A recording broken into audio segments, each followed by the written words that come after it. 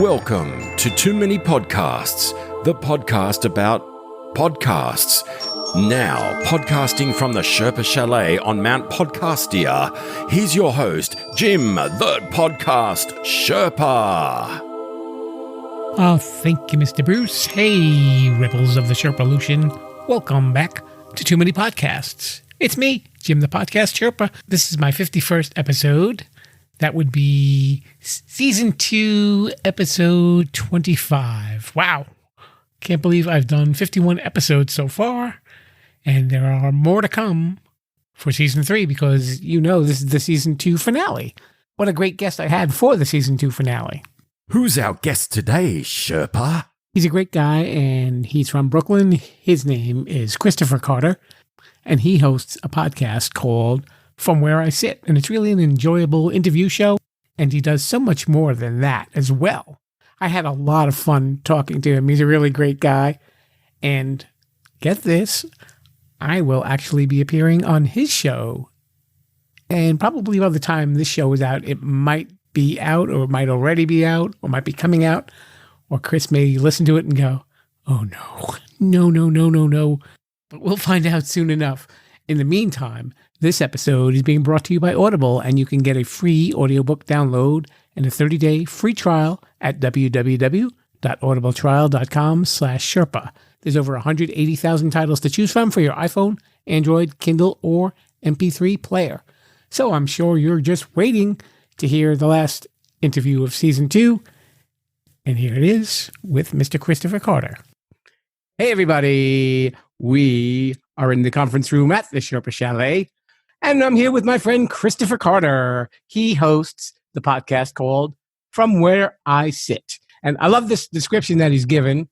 It says, welcome to From Where I Sit, a podcast hosted and produced by Kristoffer Carter that is dedicated to discussion, laughter, debate, and commentary about a variety of topics such as pop culture, music, sports, anime, movies, travel, and much, much more. Sit down for a spell, queue up an episode, and enjoy. And I'm sure plenty of people are doing that. So how's it going, Kris? It's going all right. How's things with you, Jim? I am doing very well, thank you. So we started around the same time, you were just saying. Yeah, started in April of 2019. Do you feel that your show is evolving? It is, especially once 2020 hit. The things have changed drastically. Drastically? I would say, yeah. How so? The solo episodes used to take so much work, so much effort, so much time. Now in 2020, I don't feel like that's going to be the case going forward. Right now, I'm doing my creative series where I've done interviews, and editing those was very interesting, I would say. But I feel like going forward, I have a stronger idea of how my solo stuff should go, so that when I make content going forward, just like stuff from me, I feel like it'll be a lot easier in terms of getting it done. Why don't you just tell us a little bit about yourself? My name's Kristoffer Carter, as you know. Some random facts about me. I was a valedictorian of my elementary school, which no longer exists, unfortunately. National Honor Society member of my high school, which also doesn't exist due to financial problems. But other than that, I just have a daytime job and, merchandising. And most of the stuff I do now is there's an eye towards the podcast. Ever since I started this, I have one eye open for content. There's a conversation I might hear. I'm thinking, could that be a thing? You hear somebody with an interesting voice. Oh, okay. That might be a thing.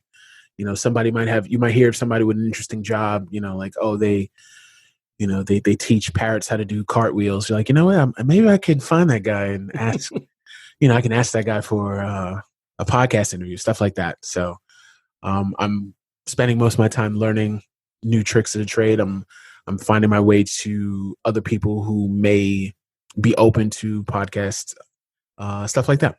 So that's a little bit about me. A little more. I like reading, writing. I don't like walks on the beach. A foodie, big foodie. You know, love different genres of food. Music, big fan of music, movies as well.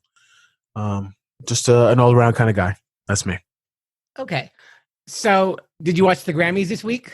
I did not. I have personal beef with the Grammys now that I know how some of this voting stuff is going. I've kind of pulled out of the Grammys. I heard it was a bit of a mess from some people on Twitter, but that's just me. What did I miss this past Sunday? Actually, I didn't watch too much of it either. We both missed it. Do you think that they're rigged? I feel this way with a lot of these big award shows. Is a lot of people are on the board, but I don't think a lot of people are doing the work. I think they're on there just for the title. They're on there for the perks. You might get some free swag, some free T-shirts, some free food, a free trip, free dinners. But I feel like a lot of people might just call their friends and say, hey, hey, Johnny, did you watch this film? Or did you listen to this album? What'd you think? It was good. It's probably the most popular one. Let's just give them the vote. And that's what they do. They don't do the legwork the same way they used to do back in the day when it used to be a privilege to have these titles. That's just my opinion. Oh, that's a really interesting point. I think more of my issue with the Grammys is I'm a lot older than you. Mm-hmm. So I become like the cranky old man. Like, what is this stuff that they're doing on the stage? And sometimes I can't relate to the music. Sometimes there are artists that really come along and say, okay, well, I can check this artist out. I like listening to music too, like you do. Uh-huh. But I guess as you get older, your tastes become a little more limited. Sometimes. Yeah, I mean, it also depends on what's popular. Like some of the whatever the popular music is, sometimes it can be a little simplistic.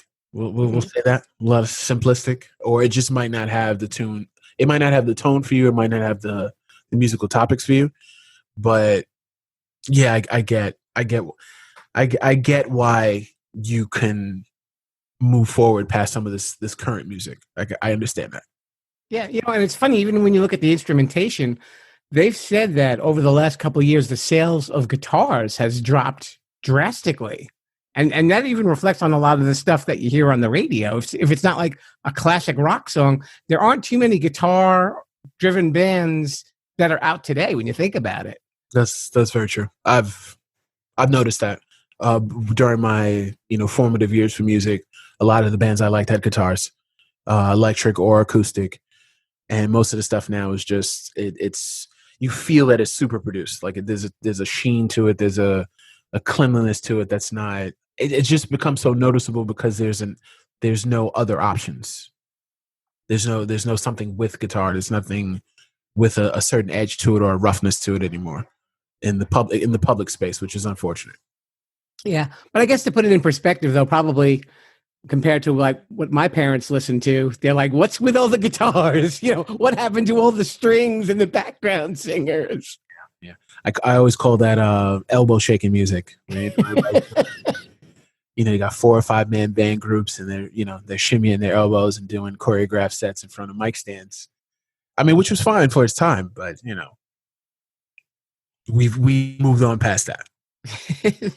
That is very true. So if you hear some of the music on this show, you can make sure to shake an elbow really hard. We just don't dislocate it. I'm actually glad that you're on the show because I had an idea for an experiment, and I was wondering if you would be a willing participant, and it's nothing that will be harmful, I promise you. Okay, I have my lab coat and glasses on right now. Well, you were the valedictorians. I'm sure it was probably close by. Yes, it was. Okay. Now, I was looking at my shows, and, the platform that I go through, it lets you know what your best episodes were. Yes. And I've noticed that 2 of my best episodes had names of celebrities on them. And it wasn't like by my design. It was just through the conversation that I had with the guest. And both of them said, oh, I want to be on this person's show. My most listened to show was with a guy named Howie Craw, who does a show called How We Doing It. And he had always mentioned that he said, I would love to talk to Howard Stern. So Howard Stern's name is in the title. And The other guy is Mark the Shark Retorto, who is a MMA guy. Mhm. And he said he'd love to be on Joe Rogan. So I said, I titled the show like, "Are you listening, Joe Rogan?" So I'm wondering if we put names on this episode, and by the way, I'm going to be on Kris's show right after we record this. It's a little inside secret. So I think we should attach a name to this episode, and let's see what happens to it. I'll let you choose it if you'd like, if you want to recommend somebody. Oh man, you put that. I am put on the spot. This is interesting. Yeah, I don't know if it's a fluke or not, or if it's just, I mean, they both have very good shows, and I'm not discounting, their listenership or anything like that. They're probably all great people. But it's surprising that those are the ones that stand out above all of the other ones. I like this experiment idea because if it works out for both of us, the spins will dictate that. Yeah. And I have an interesting one for when I go on your show, and I'm not going to say it on this show, but I'll let you know when you interview me. See, now already people are going to say, "Oh, we have to find out what Jim said." That's true. That's how you drive up that interest. That's right. Suspense already in the Sherpa Chalet. The first thought that popped in my head was Rogan as well. So we can do Rogan again. I don't think there's anything wrong with that. Yeah, let's go with Rogan. Because that's the one that I know off the top. Okay. I'll shoot you a message so you'll get a kick out of whatever we decide. Gotcha. We can say, "Hey, Joe Rogan, where's your lab coat?" Pretty much, yeah. Or if he ever wore one. He might have. He's a pretty smart guy. You never know. That's true. Out of the topics that you usually cover on your podcast, what do you like discussing the most? Is there anything that you kind of lean towards? I haven't done as much of these as I'd like to, but the movie reviews, those are the ones I like the most. I've only done a couple. I've done one for Joker, and I did one for an animated movie called Promare. But I like giving my opinion on that particular medium because I've seen a lot of films. I've delved into the black and white era. I've delved into stuff in the 60s, 70s, 80s, 90s today. Like I've got a big catalog that I've seen. So I can tell, like as I've heard recently, the critic side of me is very sharp. So I like doing those. I just haven't done as many of them as I'd like because I can't do podcasts every day. I'd burn myself out. And if I put them up every week, I mean, that'd be interesting. But I mean, there are a lot of movies in the history of cinema. Like, if I started, today and kept going until, I might be 80 or 90 before I finish all the good movies. And of course, but then the thing is, there's the draw of the bad movies as well. Like they're bad film. There are films that are so bad they're good. You have to talk about those as well. But eventually, I hope to do more movie reviews on the platform down the road. Do you have a particular favorite bad movie? Yeah, I actually have two. One is The Room. It's Tommy Wiseau film. A lot of people know about The Room. They've seen, there's a lot of YouTube commentary, a lot of YouTube essays about it. There's a lot of video clips, but you've never experienced The Room until you just sit down and watch it. It's really bad. Like it's atrocious, but it's captivating in a weird way. Like there's certain levels of things that are actually done well that it actually shocks you at how good that particular thing is. And then the rest of it is just so bad. That's one. Two is there's a film called Acrimony by Tyler Perry, stars Taraji P. Henson, a few other actors and actresses. It was filmed in 8 days, apparently, and it shows. It shows. There are some wild decisions made in that film. Absolutely bananas.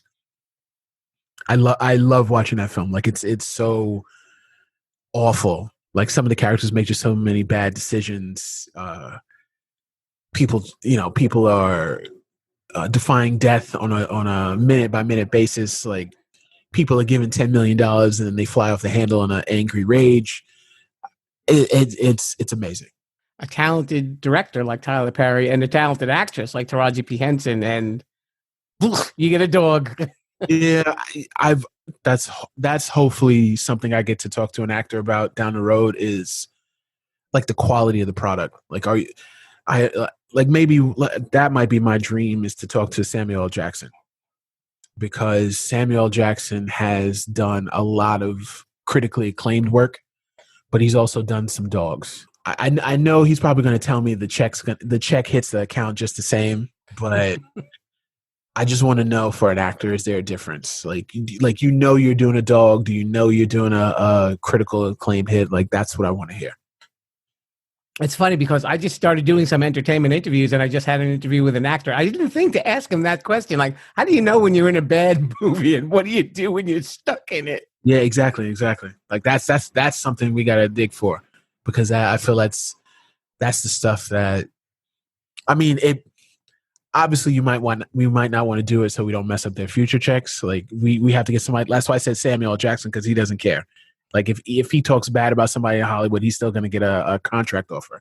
But if it's like an up and comer or somebody who's retired who just doesn't care, that's who we should start asking questions like that of. Well, since I asked you what your bad ones are, what about your favorites? I'll just try to keep it limited to 3. One is Citizen Kane.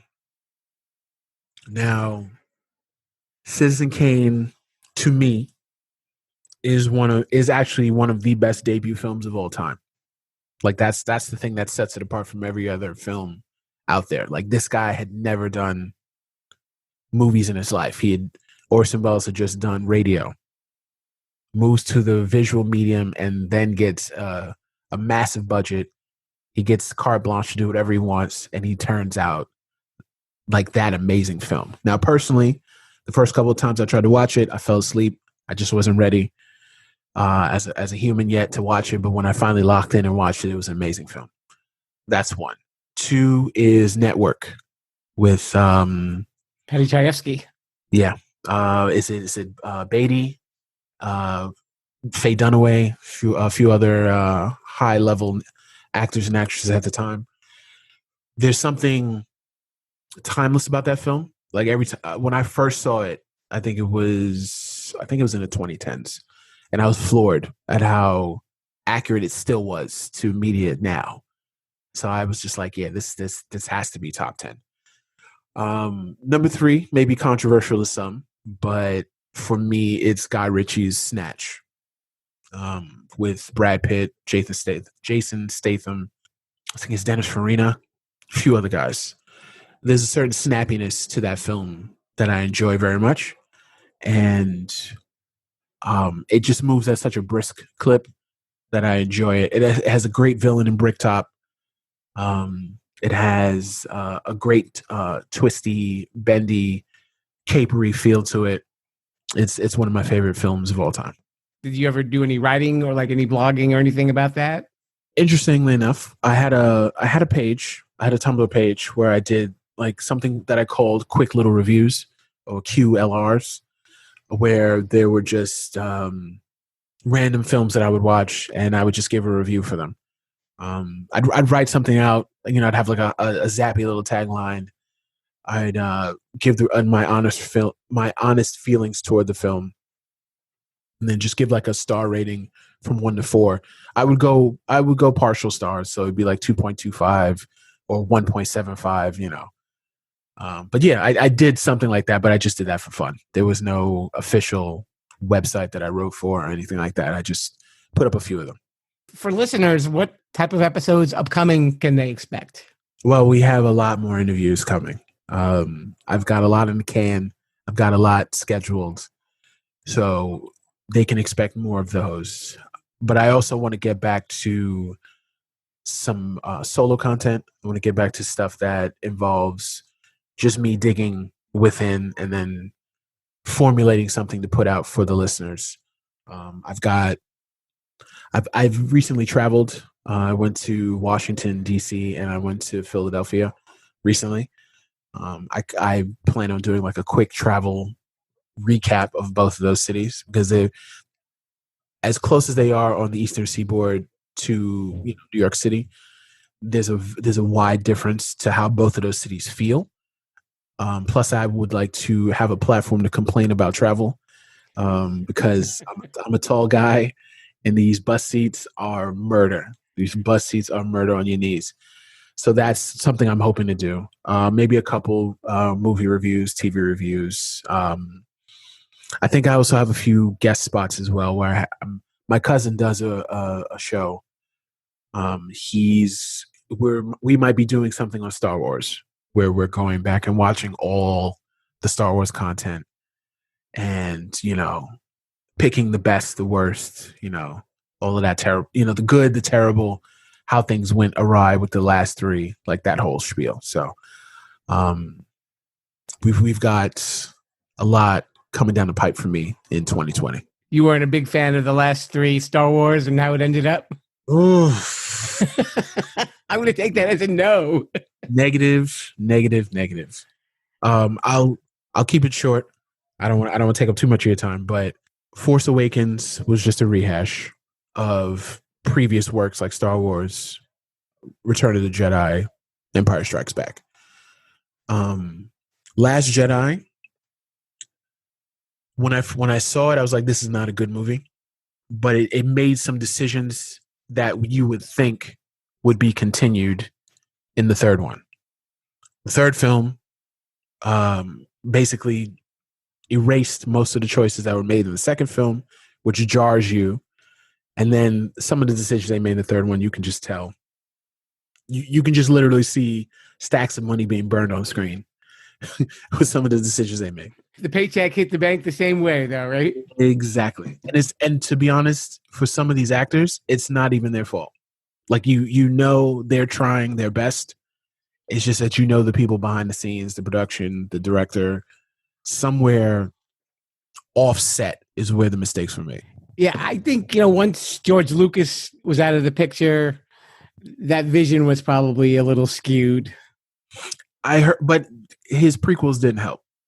Like he might have just needed a break and then get back into it instead of trying to do the prequels like he did. I've heard some questionable stuff about those as well. I was gonna say maybe he shouldn't have sold it. Maybe, like I say, he should have just sat on it, relaxed for a bit, kick around a few ideas with some friends, and then maybe come back with something new. A Star Wars plot party.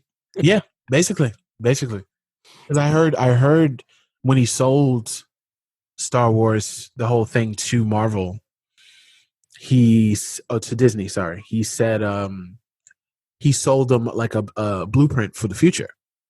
He sold them like an outline, and they're like, okay, yeah, thanks, George. Thanks for the outline. We'll look into that.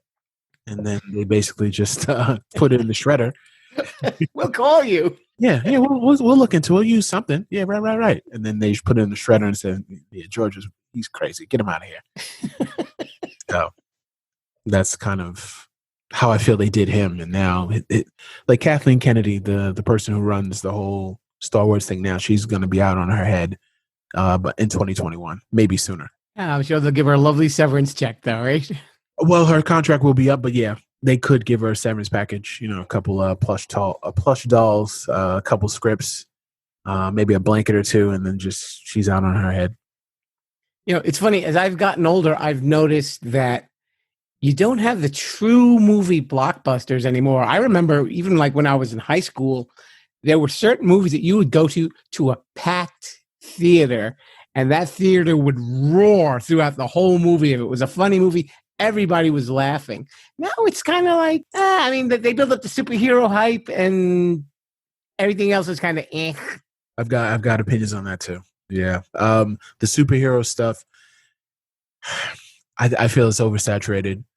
But I think the thing with the blockbuster is you can tell that the media machine is pushing them to get the packed house that you were talking about, and manufacture that instead of it actually being organic.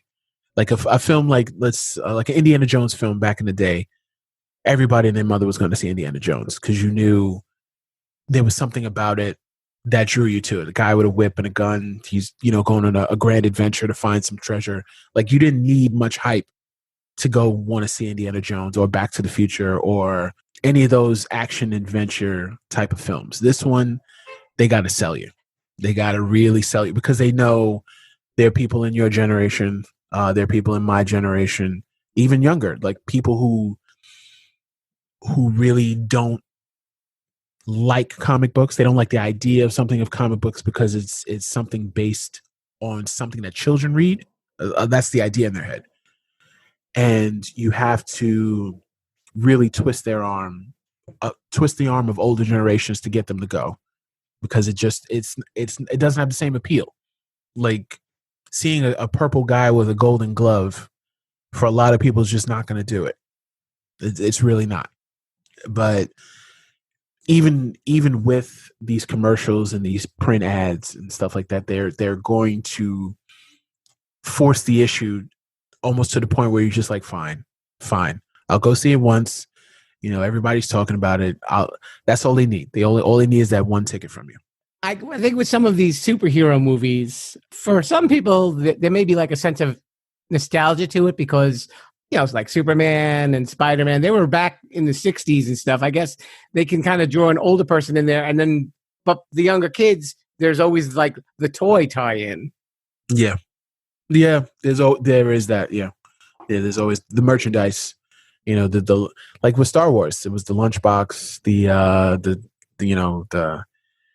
T-shirts, the blankets, the sheet sets, sleeping bags. I remember that was a thing back in the day. The toy sets, you would have like a Millennium Falcon sitting on your shelf or something like that. So yeah, it was more effective back then. Now it's not the same. Were you like me that you had a collection of comic books and then your mom ended up throwing them out? I have a collection of comic books. They're still here. I just haven't flipped through them. They're really poorly taken care of. I'm actually embarrassed to say what state that they're in. They're in plastic bags. They're each in their own plastic bags. That I will say. They're just not very well organized in those plastic bags right now. We had an uncle who would always bring us comic books, and we had like a stack of them in our basement. And I think once we moved out of the house, poof, they were gone. And I look back and I was like, I wonder how much value was in that pile of comic books. Like maybe there would have been something that was a collector's item worth several $1,000s or something like that. Yeah. I mean, well, the way that the collectors do things now, like it would had to have been in like a airtight, plastic, you'd have to put it in carbonite in order to have any sort of value. But yeah, there's probably a lot of value. Like there were some that I had the Spider-Man #1, the Todd McFarlane one. I have that, but that's all beat up. Like the X-Men one, #1 with Jim Lee cover, that's all beat up. So I know I have good comic books there. They're just not in great condition. But there's still a personal attachment to them. Like when I see them and I pick them up and flip through a couple, like I don't want to get rid of them. The sentimentality attached to it too. Yeah. It's hard to let those go. Like, I mean, if I was forced to, but since there's no forcing, I'm gonna hang on to them for a little bit. Nice to know that option was off the table, right?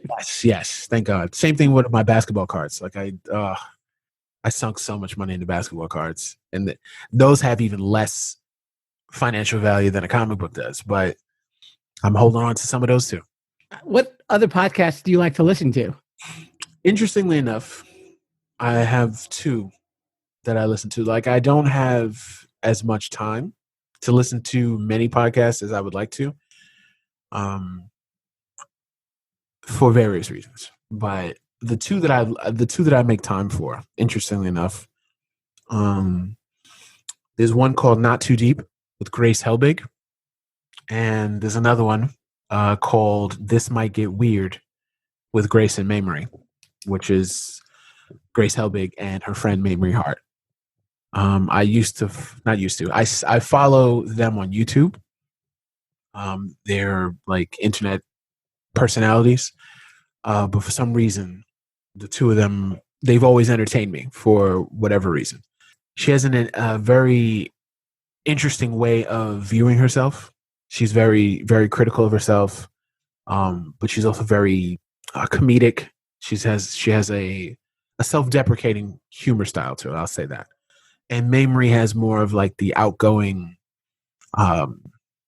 personable, wild child type of personality. And the two of them work well off of each other. And so I've seen them create videos on each other's platforms. They had a daily show that they used to have on YouTube that unfortunately got canceled because the sponsors, cut and run.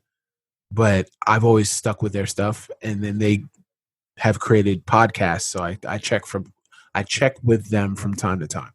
We have this portion of the show, and it's called Shameless Self-Promotion. Shameless self-promotion. So you go to the pretty quick reviews to the SSP, Shameless Self-Promotion? I probably should. You know what? I'll definitely send you the link for it so you have it in the show notes.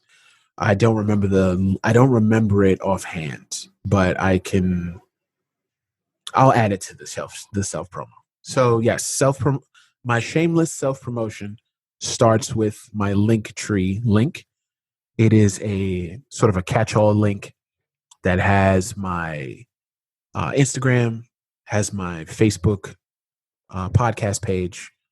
It has an Amazon wish list for those that would like to be, helpful and, give me a few things that are on there. It also has a link to a support button for PayPal, if that's the case. If you would like to support my podcast financially, you can do that as well. So the Linktree link is linktr.ee/FWISPC. So that's the Linktree. You can also find my podcast on several platforms such as Anchor, Spotify, Apple Podcasts, Google, Pandora, TuneIn, Breaker, and a few others. If you would like to email me directly, my email address is fromwhereisitpod. That's all one word. So fromwhereisitpod@gmail.com. There you have it. His name is Kristoffer Carter. He hosts From Where I Sit, and we're going to find a way to get Joe Rogan's attention in the meantime. If not Joe Rogan, let's get Samuel Jackson too. Okay, Samuel Jackson. And you know what? You have another reason to listen because your podcast Sherpa is going to be making an appearance on his show too. Yes. Very important. You have to get the answers from this episode in my episode. It's a two-parter. That's right. Like a crossover. I think it's a podcast crossover. Exactly. It's kind of like Chicago Hope and all that stuff on Wednesday nights. Chicago PD, Chicago Med, all that nonsense. Yeah. There we go. Chicago lawsuits. Kris, thank you very much for being on the show. Thank you for having me.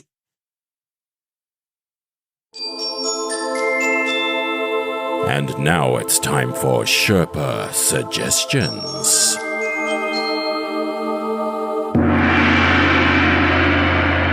As I was piecing together this episode, I realized, hey, wait a minute. I don't have a theme this week.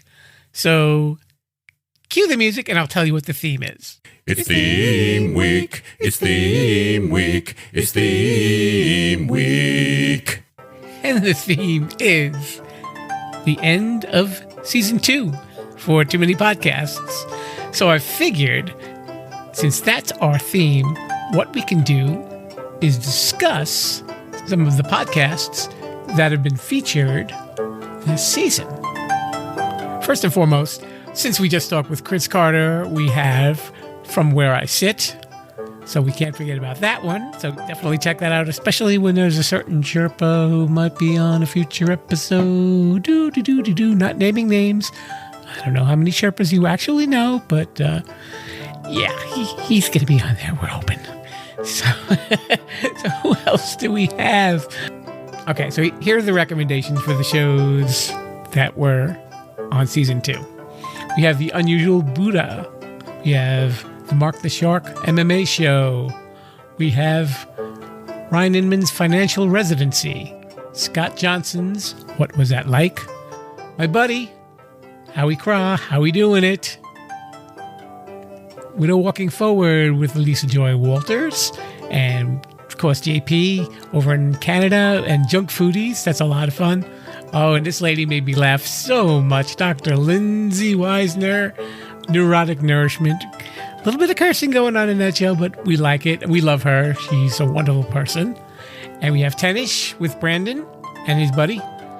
And, of course, Odd Tonic. I can't do it like Maxwell and Jennifer do it. That was a really bad impression. But please check that show out. It's definitely one of my faves. And we have Todd Woodson of Bring Back Soul Music. And, of course, we have Movies with Kane and Tal. And she was a lot of fun to talk with. We talked with Natalia. And then we had Organized for Success with Kathy McEwen. And Kathy was also nice enough to loan us an episode for The Expert Factory about keeping your closets clean and your clothes organized.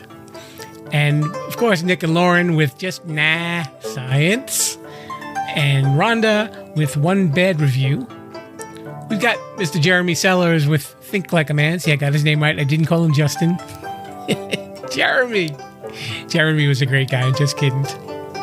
Robert Gardner Wellness. And Bryce Bankard and the Nocturnal Disney Podcast.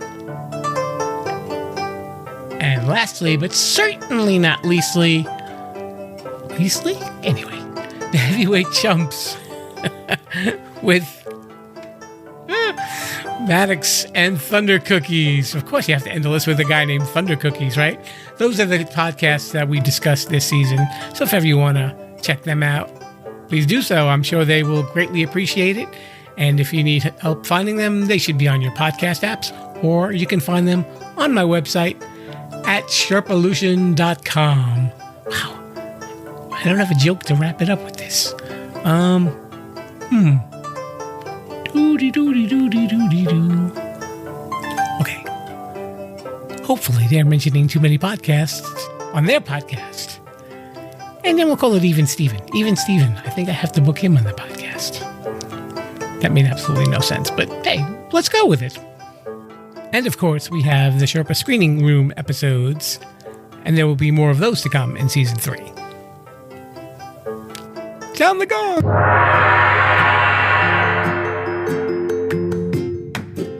Thanks a lot for listening to Too Many Podcasts, and a special thanks to Mr. Kristoffer Carter for swinging by the Sherpa Chalet. Make sure you check out Kris's podcast, From Where I Sit. He's a great interviewer, and he has really wonderful guests, and he's really got an interesting perspective on life. I really like talking with him, and actually so much that he interviewed me on his podcast. That's right, I did my first podcast interview, and he made it so easy, and we did it right after we recorded this interview, as a matter of fact. And I think we were a little giddy by that point, so we really had a lot of fun just joking around and having some laughs. And I hope that he does play it and he doesn't say, oh no, we can't put this out. Just for the record, we make mention of Casey Gonzalez on the interview that I did with him. And we love Casey. We both had him as guests, and he's a fantastic guy. He's super talented, and we were just cracking jokes. So we don't mean any harm to our friend. And I wish there was a way to transplant some of that talent from him into me. But that's another story, and that's another episode someday. This is the last episode of Season 2, but wait! If you tune in next week, you will hear the Season 2 wrap-up. And if you heard the Season 1 wrap-up, it'll be kind of similar. I acknowledge all the guests that we've had on the show. I let you know some things that are going on with this show, and something that may happen for Season 3. So I hope that you will tune in next week. In the meantime, maybe if you're new to the show, you can check out some of the older shows too. How do you do that?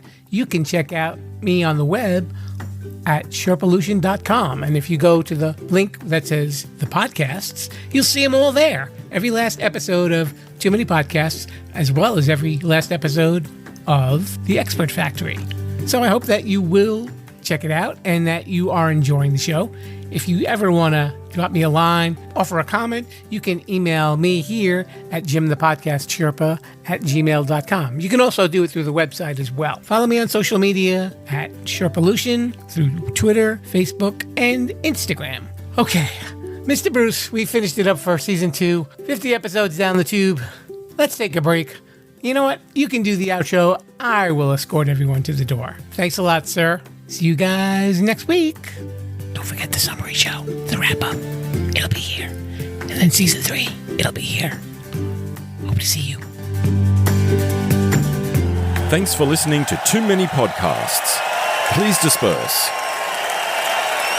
You can go home now. I said you can go home now.